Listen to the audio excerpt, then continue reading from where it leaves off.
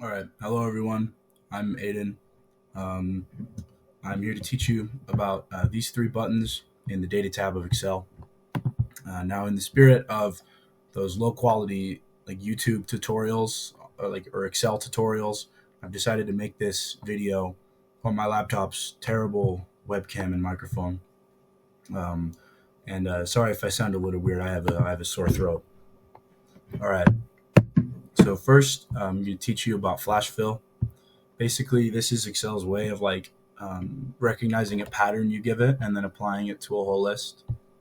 So here, let's say you have a sign-in list for a party you're having, and you want to separate out the first and last names of everyone here. So what you can do is type in John's name manually, as in how you want it, like this. Go to the bottom of the list and hit Flash Fill, or just Control E. And there you go. Now your list is nice and separated out, and you saved a bunch of time. Okay, next is remove duplicates. This name's pretty self-explanatory, I hope. Okay. So say you got the same sign-in list. This one's a little bit bigger, but for some reason, Abby and Alan have been, signing in and out multiple times to do something together. I don't know. But you don't want that. You just want the total amount of people that were there. So what you do is you highlight the whole data set and then go up here, you press remove duplicates.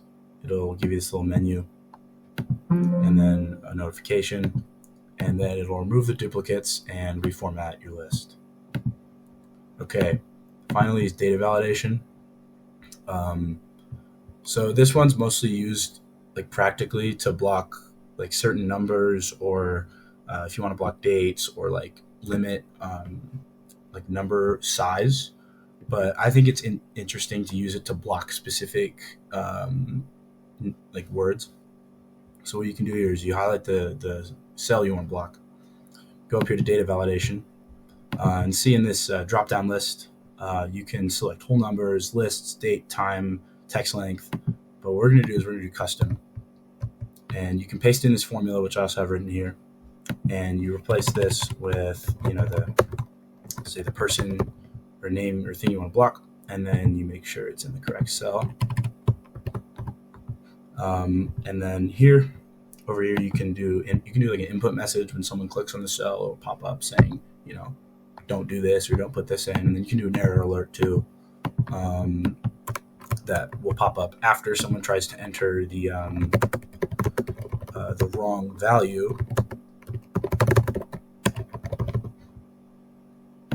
Okay, and then let's go to this cell and try to type in Micah's name here.